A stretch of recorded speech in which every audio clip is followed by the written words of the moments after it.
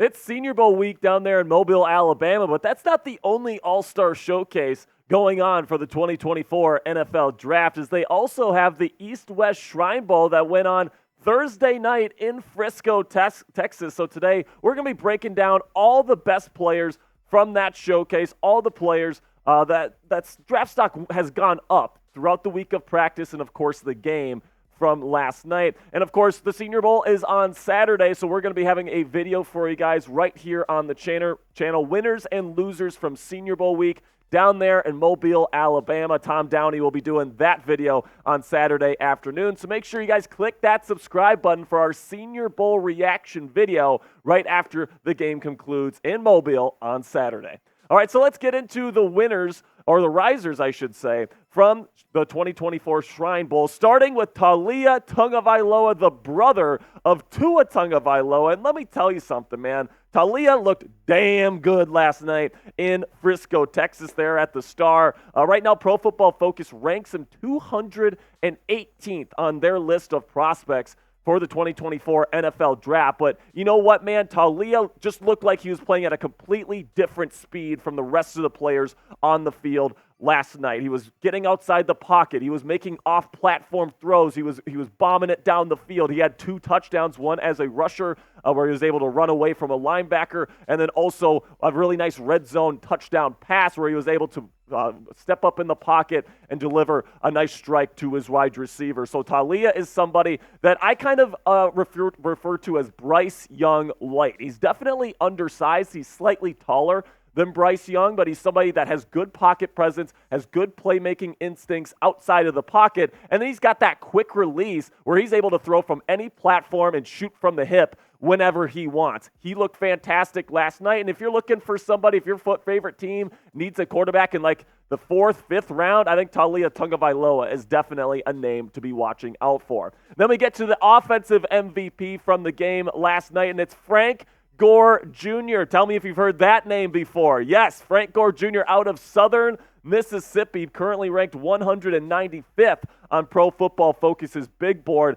Started off the game with a bang there with an over 40-yard touchdown run, taking it to the crib. Was absolutely fantastic in this football game, and I definitely think he helped out his draft stock with a solid performance in Frisco last night. Then we get to the other MVP of the game. The defensive MVP went to Jarius Monroe, the cornerback out of Tulane. Very long corner, that was definitely very sticky yesterday. Right now, Pro Football Focus does not have him ranked on their list of top prospects, and I definitely think with his week of practice and then his MVP performance on the defensive side of the ball, I definitely think his draft stock is going to start rising to potentially a late day 3 cornerback prospect for an NFL franchise. Then we get to the guy that maybe had the best week of practice at the Shrine Bowl, which is Khristian Boyd, the defensive tackle out of the University of Northern Iowa. That's right, this guy was absolutely dominant. I mean, some of the clips that this guy had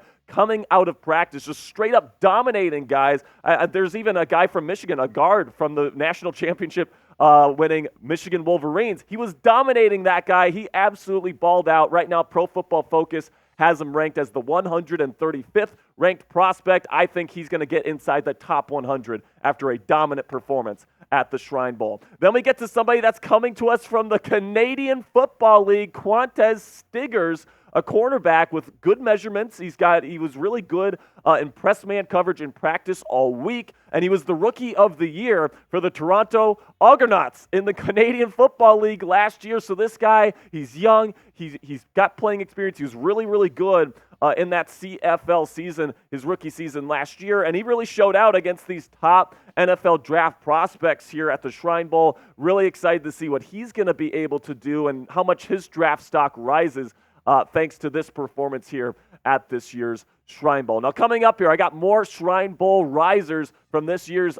East-West Shrine Bowl game. But before I get into those names, make sure you go check out our friends at PrizePicks. Go to prizepicks.com/CLNS and use our code CLNS for first deposit match up to $100 today. The Super Bowl is right around the corner. If you want to make this year's Super Bowl viewing experience even more interesting for yourself, you can get started with today's sponsor, Prize Picks, which is a skill-based, real money, daily fantasy sports game. And if you're wondering how that works, here's how you play. You pick 2 to 6 players, and if they'll go for more or less than their Prize Picks projection, you can even win up to 25 times your money on any entries. Let's take a look at my entry for Super Bowl 58 between the 49ers and Chiefs. And I'm an optimist, guys, so I'm going to take the more on Christian McCaffrey rush yards, and then I like both tight ends in this football game, so I'll take the more on receiving yards for both Travis Kelce and George Kittle. You can check it out now and get your projections in before the big game in a couple of weeks by going to prizepicks.com/CLNS and use our code CLNS for a first deposit match up to $100 today.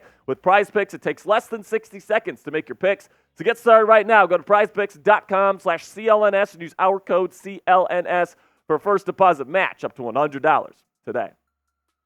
Another player that definitely helped his draft stock this week was Xavier Thomas, the edge rusher from the Clemson Tigers, currently ranked 124th on Pro Football Focus's big board. Now, the measurements didn't really come out nicely for Xavier Thomas. He's got kind of shorter arms, all these different things. However, this guy was absolutely dominant in practice. He was showing how crafty he is with his finesse moves, his hand fighting, his ability to get around the edge. Xavier Thomas is definitely somebody that maybe doesn't have the tools to be a number one dominant edge rusher in the league, but he's got enough finesse and he's got enough savvy to definitely potentially be a really good rotational edge rusher in the National Football League from day one. So if you're looking for somebody there late day 2, early day 3 to get as a really nice rotation piece along the defensive line that can attack the quarterback on third downs, I think Xavier Thomas is one that you could be looking out for. And then somebody that reminded me a little bit, just a little bit of Zay Flowers when he played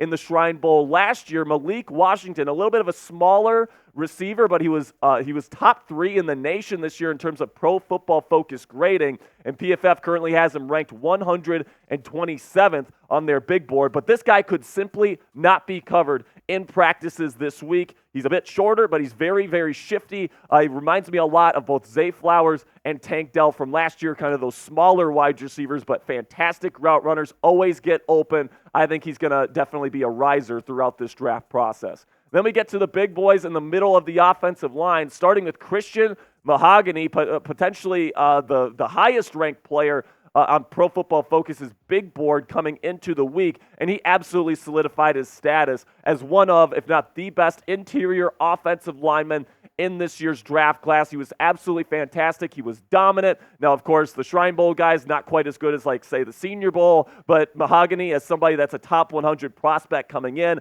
absolutely lived up to that height. He was absolutely fantastic. But the guy that I think definitely helped his draft stock the most at that position was South Dakota State's Mason McCormick, who came into the weekend not even ranked by Pro Football Focus, and he was kind of going with Christian Mahogany kind of step for step. I won't say he had quite as good of a week, but McCormick, it was very tough to get by him. He had a really good week of practice, and I definitely think he could get drafted, especially in kind of a more shallow interior offensive lineman class in 2024. And then we'll finish out the top 10 list here with the Darion Taylor Demerson out of Texas Tech, and in a safety class that has some really nice versatile pieces towards the top of this year's draft class. I think the Darion is kind of a good day 2, maybe early day 3 guy that gives you some versatility. He was flying around at practice all week. He can play nickel corner. He brings that versatility, and he brings the juice, man. You can tell when he's on the field where he's at all times. He's flying around, and he's definitely somebody I think NFL teams are going to love his attitude and his playing personality, because it definitely flies on tape. Now, some of the other risers that you could potentially take away from this week, Tyrone Tracy Jr., a running back and special teams, a return man specialist, really had a good week of practice as well, specifically as a kickoff and punt return man. Definitely has that kind of dynamic quality to him. I could definitely see him potentially getting drafted on day 3 as a special teams specialist. Cornelius Lucas, a bigger wide receiver from the University of Michigan,